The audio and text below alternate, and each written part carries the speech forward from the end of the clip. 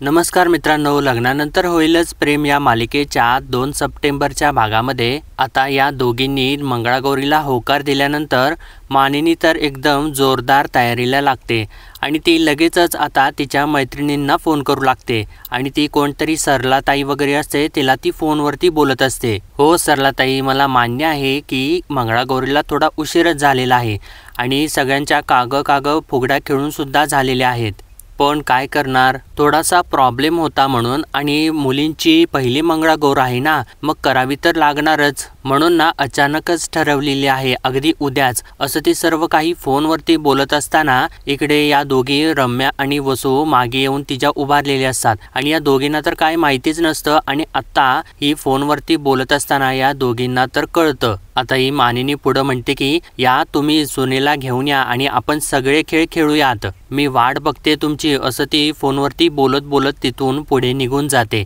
तर तेव्हा आता या दोघी एकमेकींशी बोलू लागतात. वसू रम्याला म्हणते म्हणजे आता ही मानिनी उद्या तिच्या सुनांची मंगळागौर करणार आहे.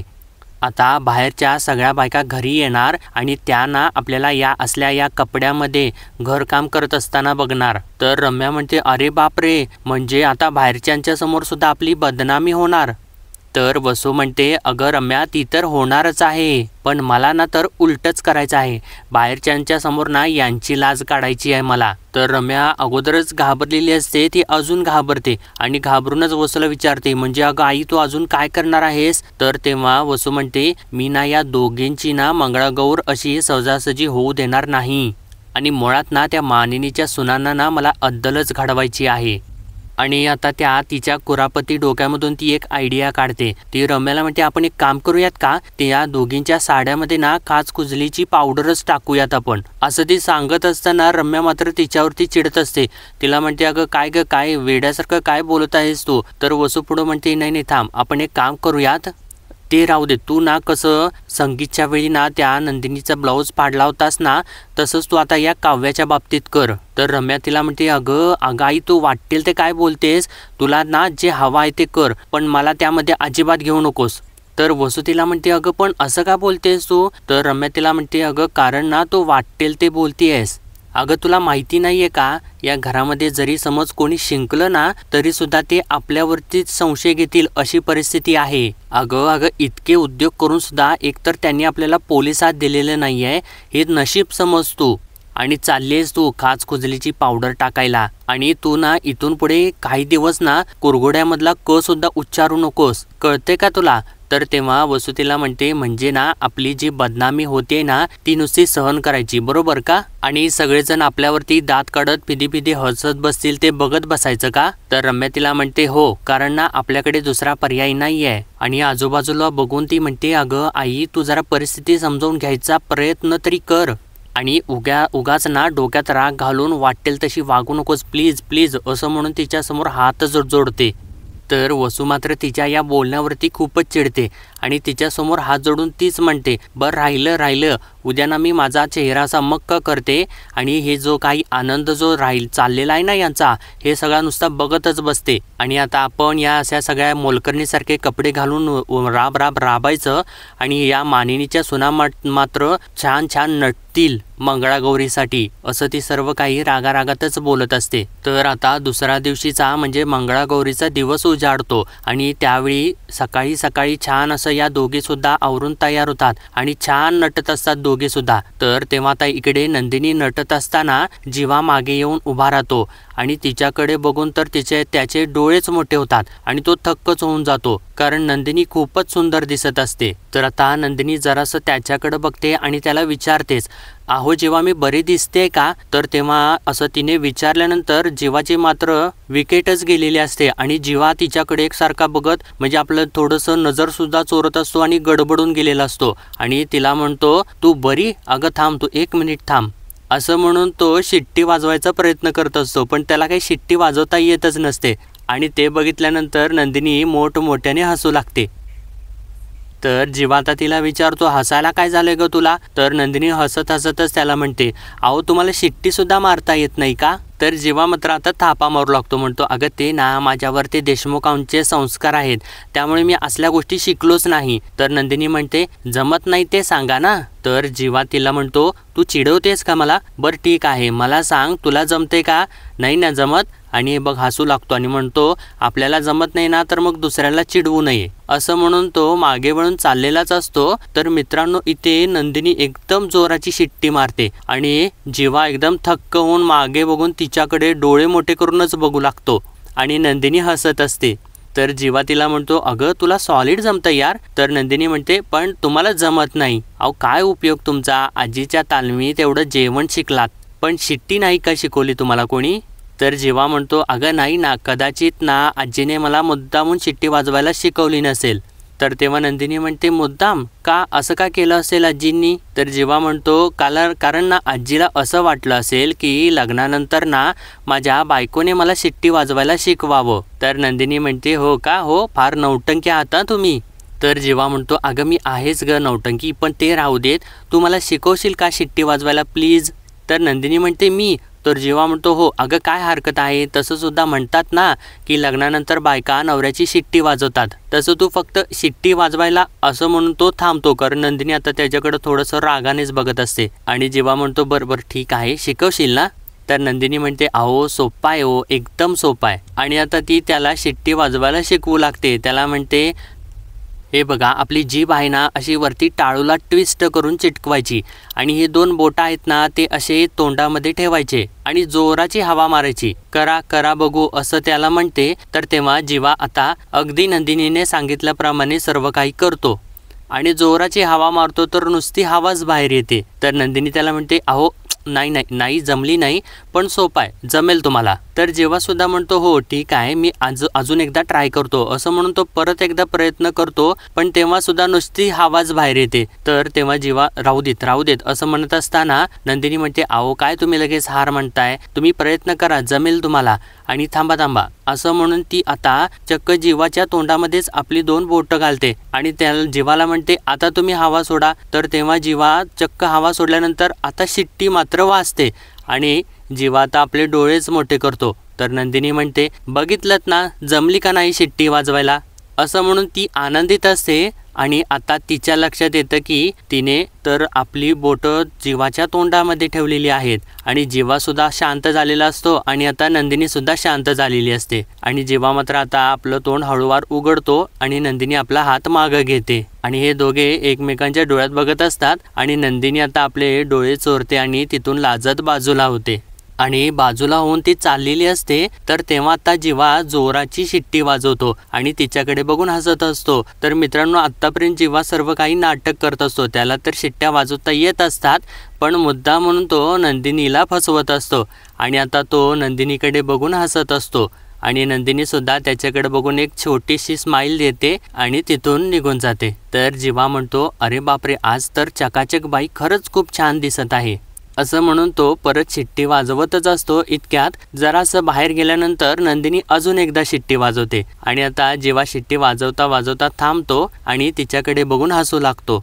असा या दोघांच्या मधला असा छान सीन त्यांनी दाखवलेला आहे. तर आता इकडे काव्या सुद्धा छान नटत असते आणि तेव्हा पार्थ फोनवरती बोलत आता तिथे येतो आणि रूममध्ये आल्यानंतर तो फोनवरती बोलायचं थांबून डोळे मोठे करूनच काव्याकडे बघू लागतो आणि तो पूर्णपणे काव्यामध्ये हरवून गेलेला असतो. आणि आता काव्यासुद्धा त्याच्याकडे बघत असते आणि ती आता थोडीशी लाजून आपली नजर चोरू लागते आणि एकदा खाली बघते परत वरती पार्थकडे बघू लागते. आणि मित्रांनो पार्थ तर तिच्यामध्ये एवढा हरवून गेलेला असतो, म्हणजे ती इतकी सुंदर दिसत असते त्याला की त्याच्या हातामधला मोबाईलच खाली पडतो आणि मोबाईल खाली पडलेला असतो तरी सुद्धा तो काव्याकडेच बघत असतो. आणि आता काव्या त्याचा पडलेला मोबाईल उचलते आणि उचलून त्याच्या हातामध्ये देत असते तरी सुद्धा अजून पण पार्थ त्याच पोझिशनमध्ये असतो आणि त्याची नजर तर काव्यावरून हटतच नसते. तर आता काव्या तिथलं गुलाब पाणी घेते आणि त्याचा स्प्रे पार्थच्या तोंडावरती मारते.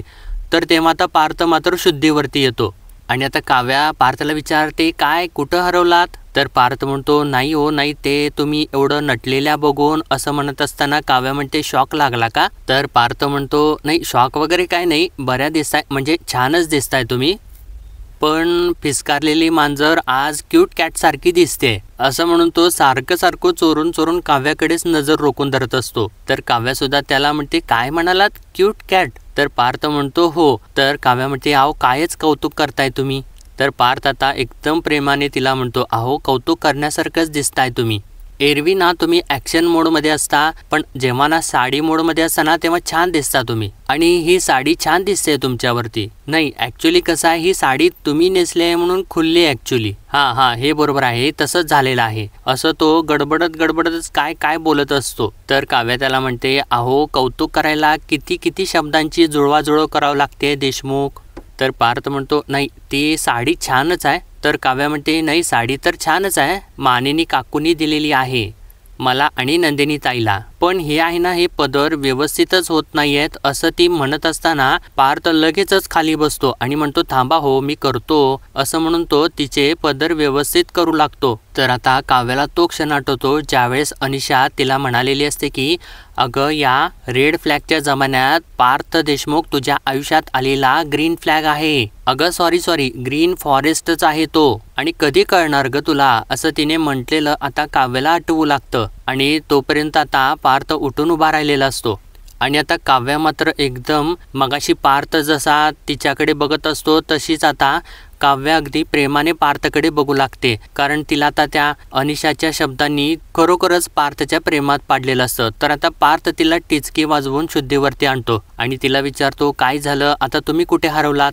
तर काव्या तर आपल्या मनातलं काही सांगतच नाही. त्याला म्हणते, नाही काही नाही. आणि आता ती मनातल्या मनात म्हणते, अरे बापरे, मी अशी यांच्याकडे रमून का बघते, मी काव्या आहे, पार्थ नाही आहे मी. तर ही अशी मनातल्या मनातच बोलत असते. तर तेव्हा पार्थ तिला म्हणतो, हो बरोबर बोललात तुम्ही काव्या नाही पार्थ आहे. आणि त्याचं हे बोलणं ऐकल्यानंतर काव्याला तर धक्काच बसतो आणि ती विचारते, एक मिनिट, तुम्हाला तर माझ्या मनातलं ऐकू आलं? तर पार्थ तिला म्हणतो, मला तर तुमच्या मनातलं ऐकू आलेलं आहे, पण आता ना तुम्ही तुमच्या मनाचं कधी ऐकताय ना याची मी वाट बघतोय. असं त्यानं म्हटल्यानंतर आता काव्या थोडीशी शांत होते. तर पार्थ आता तिथून निघून जातो. तर त्यानंतर आता इकडे सर्वजण खाली बायका सर्वजणी जमलेल्या असतात आणि तेव्हा मानिनी आता त्या सगळ्यांजणींचं स्वागत करत असते. त्यांना म्हणते, या तुम्ही सगळ्याजणी अगदी वेळेवरती आलात आणि त्यामुळे ना सगळ्यांचे मनापासून आभार. आणि म्हणते, देशपांडे वहिनी तुम्ही छानच नटलायत, छानच दिसताय तुम्ही. तर देशपांडे वहिनी म्हणतात, तुम्ही सुद्धा अगदी गोंडस आणि गोजीरवाने दिसताय. तर तेव्हा दुसरी बाई म्हणते, अहो खुलणारच ना, कारण मानिनी वहिनींच्या दोन्ही सुनांची पहिली मंगळागौर आहे. असं म्हणून या सर्वजणी हसत असतात. तर आता इकडे बाजूला वसू आणि रम्या मात्र मोलकर्णीच्या वेशामध्येच असतात आणि त्या सगळ्या जणींच्यासाठी या कोल्ड्रिंक्स घेऊन आलेल्या असतात. तर वसू रम्याला हळू आवाजात म्हणते, अगं दरवर्षी आपण सुद्धा असंच दिमागात तयार व्हायचो मंगळागौरीसाठी. आज काय दिसतोय आपण आणि काय वेळ आलेली आहे का आपल्यावरती, असं ती सर्व काही बोलत असते. तर रम्या तिला म्हणते, अगं इतका त्रास कशाला करून घेतेस, तुझ्या वागण्यामुळेच तर सगळे काही ओढवून घेतलेस तू स्वतःवरती. तर वसू तिला म्हणत असते, अगं तुझ्यासाठीच तर केलं ना हे सगळं. तर आता त्या दोघी बोलत असताना मानिनी त्या दोघींना म्हणते, तुम्ही दोघी तिथे का उभे आहात, या ना इकडे, सरबत द्या सगळ्यांना. आणि आता या सगळेजणी बसतात आणि या दोघे आता या सगळ्या जणींना सरबत देऊ लागतात. आणि रम्या तर आपलं तोंड बाजूला फिरवत असते आणि वसू सुद्धा आपलं तोंड लपवत असते. तर तेव्हा आता या बायका वाकून त्या दोघींच्याकडे बघत असतात आणि त्यामधली एक बाई मानिनीला विचारतेच, काय हो ताई, या दोघी सुद्धा वसुताई आणि रम्यासारख्या का दिसत आहेत? तर मानिनी सुद्धा त्यांना सांगते, सारख्याच नाही, अहो त्याच आहेत त्या. तर ती बाई वसूला विचारते, काय हो वसुताई, तुम्ही आज मंगळागौर आहे आणि तुम्ही या कपड्यात आणि या अवतारात कशा काय? तर आता छान अशा नटून तटून नंदिनी आणि काव्या तिथं एंट्री घेतात. तर काव्या गाणं म्हणतच येते, जैसे ज्याचे कर्म तैसे फळ देतो रे ईश्वर. आणि वसूला म्हणते, काय आत्याबाई बरोबर आहे ना? तर नंदिनी म्हणते, रम्या आणि वसू आत्या थँक्यू, आम्ही दोघी येऊस्तोपर्यंत तुम्ही जे हे सगळं काही सांभाळून घेतलं ना त्याबद्दल. आणि जा तुम्ही तयारी करून या. असं म्हणून त्या दोघींचा अजून अपमान होण्याच्या अगोदर त्या दोघींना तिथून ती घालवून देते. आणि तोपर्यंत मात्र या दोघींचा सॉलिड असा अपमान झालेला सुद्धा असतो. तर आता मानिनी काव्याला म्हणते, काव्या तू जरा सगळ्यांच्या खाण्याचं बघतेस का? तर तेव्हा काव्या हो असं म्हणून तिथून आतमध्ये निघून जाते। तर मानिनी आता नंदिनीच्या हाताला पकडते आणि तिला म्हणते जरा इकडे येतेस का असं म्हणून ती आता तिला जरासं बाजूला घेऊन जाते आणि तिला विचारते अगं नंदिनी हे काय करतेस तू काय आता वसुताई आणि रम्याला खेळात सामील करून घेणार आहेस का? अगं मला तर ना त्यांचे चेहरे सुद्धा बघावेसे वाटत नाहीत आणि हे काय चाललंय तुझं? तर नंदिनी म्हणते हो बरोबर आहे तुमचं, त्यांना माफ केलेलं नाही आहे, त्यांना शिक्षा तर झालीच पाहिजे। पण आई अहो तुम्हीच बघा इथं किती बायका आलेल्या आहेत आणि हा बायकांचा सण आहे ना, पण मग आजच्या दिवशी त्यांना असं अवॉइड करणं बरोबर दिसत नाही। आपण एक काम करूयात ना, फक्त आजच्या दिवशी त्यांना ना खेळामध्ये सामील करून घेऊयात। तर असं ती बोलत असताना मानिनी मात्र तिच्यावरती चिडतच असते आणि रागातच तिला म्हणते कधी कधी ना तूच मला माझी सासू वाटतेस, पण ठीक आहे बरं मी ऐकेन तुझं, पण एका अटीवरती मला ना त्या दोघींचे चेहरे अजिबात बघायचे नाही आहेत, त्यामुळे ना त्या जर येणार असतील ना तर त्यांना सांग पदर ना तोंडावरती घ्यायला पाहिजे, तोंड झाकायला पाहिजे, तरच मी परवानगी देईन, नाहीतर नाही। तर नंदिनी म्हणते हो हो ठीक आहे, मी ना बोलते तसं त्यांच्याशी असं म्हणून ती आता तिथून त्या दोघींना सांगायसाठी निघून जाते। तर मानिनी आता देवासमोर हातच जोडते आणि म्हणते आजची मंगळागौर नीट पार पडू देत देवा, आणि त्यामध्ये ना आता कुठलंही विघ्न येऊ देऊ नकोस, कारण आता मानिनीला मात्र नंदिनीचंच टेन्शन आलेलं असतं, कारण नंदिनीने असं त्या दोघींना सांगून काहीतरी त्या आता दोघी घोळ घालून ठेवतील अशी शंका ताईला वाटत असते। तर आता नंदिनी इकडे या दोघींच्याकडे पोहोचते आणि त्या दोघींना तसं सर्व काही ते मानिनीने जशी काही अट घातलेली असते ती सांगते। तर वसू थोडीशी चिडते आणि नंदिनीला म्हणते अगं काय बोलतेस तू हे, म्हणजे आम्ही असं मंगळागौरीमध्ये यायचं आणि डोक्यावरती पदर घ्यायचा? तर रम्या म्हणते जर असं असेल ना तर आम्हाला यायचंच नाही आहे। तर नंदिनी त्या दोघींच्या वरती ओरडते, म्हणते आता नीट सांगते ना, तर उगीचच आडमुठेपणा करू नका तुम्ही दोघी। आधीच ना आई नको म्हणत असताना मी तुमच्या वतीने बोललेली आहे, कारण ना आजच्या चांगल्या दिवशी तुम्ही दोघी सुद्धा डावलल्या जाताय ना, हे नको आहे मला, त्यामुळे ना आता उगाच वाद घालत बसू नका, तयार व्हा आणि या खाली असं सांगून ती चाललेलीच असते। तर तेव्हा वसू आता तिला थांबवते आणि म्हणते अगं नंदिनी तुला ना आमची इतकीच काळजी वाटते ना, तर अगं आमची शिक्षा माफ करून टाक ना प्लीज। तर रम्या सुद्धा म्हणते हो ग नंदिनी, खरंच तुला ना अशी आमची अवस्था बघून खूप त्रास होतोय ना, मग कशाला तू स्वतःला त्रास करून घेतेस ना, त्यापेक्षा तू मामीशी बोल, अगं मामी तुझं नक्की ऐकेल आणि आम्हाला माफ सुद्धा करेल। तर मात्र आता नंदिनी त्या दोघींना म्हणते तुमची काहीतरी गल्लत होती आहे, तुम्हाला त्रास होतोय हे मला बघवत नाही आहे, पण तुमची ना जी काही कारस्थानं आहेत ना ती काही मी विसरलेले नाही आहे, त्यामुळे तुम्हाला जी काही शिक्षा मिळालेली आहे ना ती तर तुम्हाला भोगावीच लागणार आहे, पण फक्त पुढील 3-4 तास तुमची शिक्षेमधून सुटका होणार आहे आणि तुम्हाला खेळ खेळायला मिळणार आहे, एवढंच लक्षात ठेवा।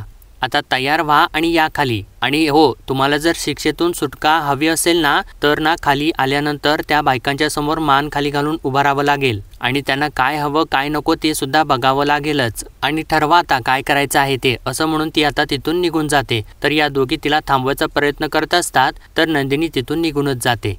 तर वसू रम्याला म्हणू लागते अगं ही नंदिनी ना खूप बदललेली आहे, तिला दिसत आहे आपल्याला त्रास होतोय, पण ती आपली शिक्षा काय माफ करणार नाही, आणि आता एकदमच ती घाबरते आणि म्हणते अगं नको ती शिक्षा, रम्या आपण एक काम करूयात, आपण ना छानपैकी नटूयात, दागिने वगैरे घालूयात। तर रम्या तिला म्हणते अगं त्याचा काही उपयोग आहे का, अगं इथपर्यंत खाली पदर घेऊन बोललेला आहे, अगं कोणी बघू सुद्धा शकणार नाहीये आपल्याला। तर आता इकडे खाली मानिनी या सगळ्यांना म्हणू लागते तुम्हाला वाटेल आमच्या इकडची मंगळागौर इतक्या उशिरा कशी काय, पण मंगळागौर होते हे महत्त्वाचं आहे का नाही, पण बाकी आपण हे सगळे खेळ ना सून म्हणून खेळलेलो आहे, पण आता ना सासू म्हणून खेळायला एक वेगळीच मजा येईल। आणि ती आता पिहू आणि श्रेयाला सांगू लागते, म्हणजे पिहू आणि श्रेया सुद्धा छान नटून तिथं आलेले असतात, त्याला त्या दोघींना ती म्हणते या ना माझ्या मैत्रिणी आहेत, या ना मंगळागौरीचा खेळ अगदी उत्तम खेळतात, छान नाचतात गातात आणि तुम्हाला शिकवतात सुद्धा। आता आज या सगळ्या जणी आल्यात ना तर मग खेळ रंगणार, नक्कीच रंगणार, असं ती बोलतच असते। इतक्यातच आता पार्थ आणि जीवा जोराने ओरडतात आम्ही सुद्धा आलेलो आहे, आणि ते दोघे अगदी कॅमेरा घेऊनच आतमध्ये घुसतात। तर मानिनी त्या दोघांच्या वरती भडकतेच, त्यांना म्हणते तुम्ही दोघं का आलेला आहे, तुम्हा दोघा मुलांचं इथे काहीही काम नाहीये। तर तेव्हा पार्थ तिला म्हणतो अगं असं कसं काय आई, किती सुंदर दिसतेस तू, असं म्हणून तो आता तिचे फोटो काढू लागतो। तर जेव्हा म्हणतो अगं हो ना, अगं तुझी ही हौस, तुझा हा कार्यक्रम शूट करतोय आम्ही। तर मानिनी विचारते कशाला, तर जेव्हा आता पार्थकडे बघतो आणि अरे बोल बोल काहीतरी असं म्हणतो, तर पार्थ म्हणतो अगं कशाला म्हणजे काय, बाबांनी सांगितलंय आम्हाला त्यांच्या सुंदर बायकोचं शूट करा. तर जेव्हा म्हणतो हो अगं, आणि आमची आई इतकी सुंदर दिसत असताना तिला आम्ही शूट करणारच ना, असं तो मानिनीकडे न बघता नंदिनीकडे बघूनच बोलत असतो. तर त्यामधली एक बाई म्हणते, अगं मानिनी, आई आई बोलतायत खरे, पण नजर मात्र आपापल्या बायकांच्याकडेच आहे यांची. असं तिने बोलल्यानंतर आता हे दोघे सुद्धा आपली नजर चोरू लागतात आणि लाजू सुद्धा लागतात. तर तेव्हा मानिनी सुद्धा म्हणते, बघते बघते, मी सुद्धा बघते नजर कुठं आहे तुमची ती, आणि चला चला निघा तुम्ही वर जा बरं, असं ती त्या दोघांना सांगतेच. तर पार्थ म्हणतो, असं कसं, बाबांनी सांगितलंय त्यांच्या सोनाची पहिली मंगळागौर आहे, शूट तर केलीच पाहिजे. तर काव्या म्हणते, काय बडबडताय तुम्ही देशमुख, जेंट्स नॉट अलाउड, चला चला इकडून चला बरं. तर पार्थ म्हणतो, कसं काय अलाउड नाही, मी बघतोच ना, असं तो म्हणत असताना नंदिनी म्हणते, बघा बघा तुम्ही, पण आत्ता तुम्ही दोघे इथून निघा. असं म्हणून त्या सर्वजणीच आता उठतात आणि उठून या दोघांना ढकलूनच तिथून बाहेर हाकलून देतात. तर मित्रांनो, आजच्या भागामध्ये एवढंच, आणि पुढील भागामध्ये आपण पाहणार आहोत आत्ता करा या तिघींचा मंगळागौरीचा सण जोराने चालू होतो आणि या सगळी जणे मिळून खेळ खेळू लागतात. आणि आता या दोघी जणी फुगडी खेळत असताना अचानकच त्यांच्या समोर दोन असे उंचे पुरे दोन असे साडी घातलेले कोणतर त्यांना दिसू लागतात आणि त्या दोघे सुद्धा ना त्यांच्याबरोबर फुगडी खेळत असतात. आणि आता या दोघींना मात्र शंका येते आणि तेव्हा या दोघे सुद्धा त्यांच्या डोक्यावरचा पदर खाली करतात. तर समोर बघतात तर इथे साडीमध्ये चक्क पार्थ आणि जीवा असतात आणि त्यांना बघितल्यानंतर या सर्वजणीच हसू लागतात आणि हे दोघे चक्क साडी नेसून मंगळागौरीमध्ये सामील झालेले असतात आणि फार अशी छान अशी कॉमेडी सुद्धा इथे त्यांनी दाखवलेली आहे. तर मित्रांनो, असेच डेली अपडेट पाहण्यासाठी आपल्या चॅनलला लाईक, शेअर आणि सबस्क्राईब नक्कीच करा.